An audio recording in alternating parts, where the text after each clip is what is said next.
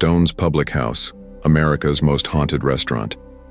Nestled in the historic town of Ashland, Massachusetts, Stone's Public House stands as one of America's most intensely haunted locations. Built in 1832 by John Stone, this unassuming inn has witnessed nearly 2 centuries of history, and according to numerous accounts, many of its former residents never left. Unlike typical haunted locations featuring a single ghost, this establishment appears to host an entire ensemble of spirits, each with their own tragic backstory. The building's paranormal activity is so well documented that it has attracted ghost hunters, paranormal investigators, and curious visitors from across the country. The inn's dark history began almost immediately after its construction. Situated perilously close to active railroad tracks, the property became the site of numerous fatal accidents throughout the 19th century. During Prohibition, rumors swirled about violent incidents in the cellar, including a suspected bootlegger's murder. The original owner, John Stone himself, though he died peacefully, is said to remain as a spectral overseer of his creation. Many paranormal experts believe these traumatic events imprinted permanent energy onto the building, creating what they call a haunting hotspot, a place where the veil between worlds grows thin. The most devastating chapter in the inn's history occurred during the 1918 Spanish flu pandemic, when it was converted into an emergency hospital. Dozens of patients died within its walls, particularly in the upper-floor quarantine rooms. Contemporary nurses reported hearing whispers from empty beds and seeing shadowy figures moving between cots. Today, staff and visitors still report unexplained phenomena in these areas: sudden temperature drops, apparitions in period clothing, and electronic voice phenomena, EVP, recordings that clearly capture coughing and moaning sounds. Longtime bartender Janet Morazzini describes the unsettling sensation of feeling watched while working in empty rooms, a common experience among employees. Perhaps the most poignant spirit is that of a young girl killed by a train in the early 20th century. Her tragic story manifests in numerous ways. Visitors report seeing a crying girl in a white dress near the tracks, hearing sobs in the women's restroom, and even feeling an invisible child's hand brush against theirs on the staircase. In one particularly chilling 2015 incident, a young boy playing outside insisted he had been sitting with a crying girl, though his father saw no one there. Paranormal researchers speculate she may be a loop ghost, doomed to eternally relive her fatal moment. John Stone's spirit presents a striking contrast to the other hauntings. Rather than a tragic figure, he appears as a protective presence. Staff report hearing footsteps in empty rooms, finding bar tools mysteriously rearranged, and in one notable case, a bartender claims to have heard a man's voice whisper, "Careful," moments before catching a falling bottle. Morazzini describes him affectionately. "He doesn't scare us.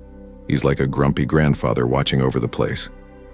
This benevolent haunting suggests not all spirits remain due to unresolved trauma.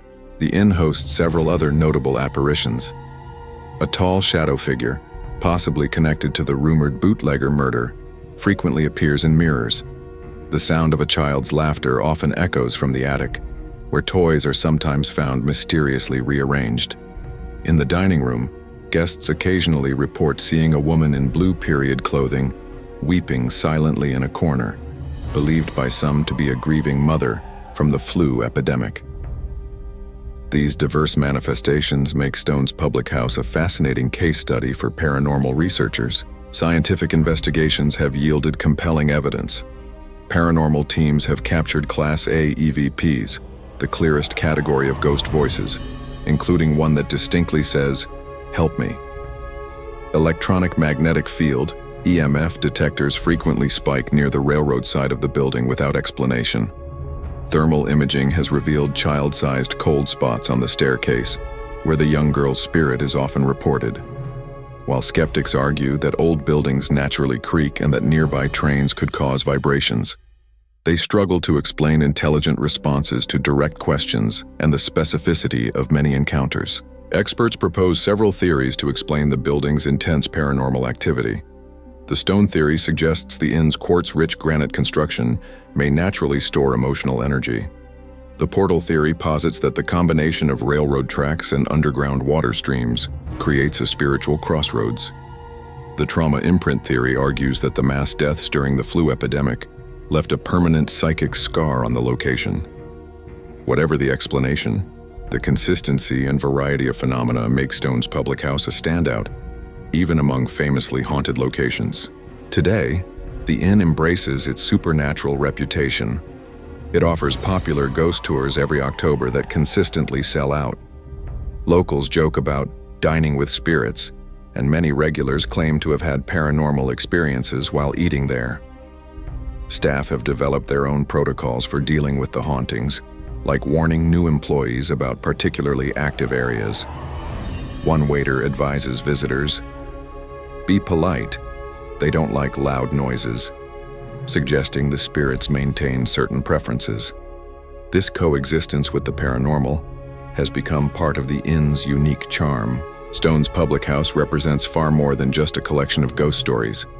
It serves as a living dialogue between past and present, where history literally makes its presence known. The consistent quality and variety of paranormal reports across decades suggest something truly extraordinary occurring within its walls.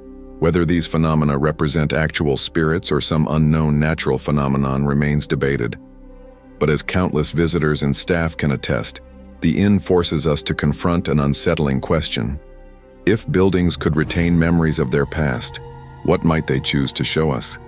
The stories of Stone's Public House challenge our understanding of reality and continue to captivate all who encounter them. Thanks for watching. Don't forget to like, comment, and subscribe if you love true crime and paranormal mysteries.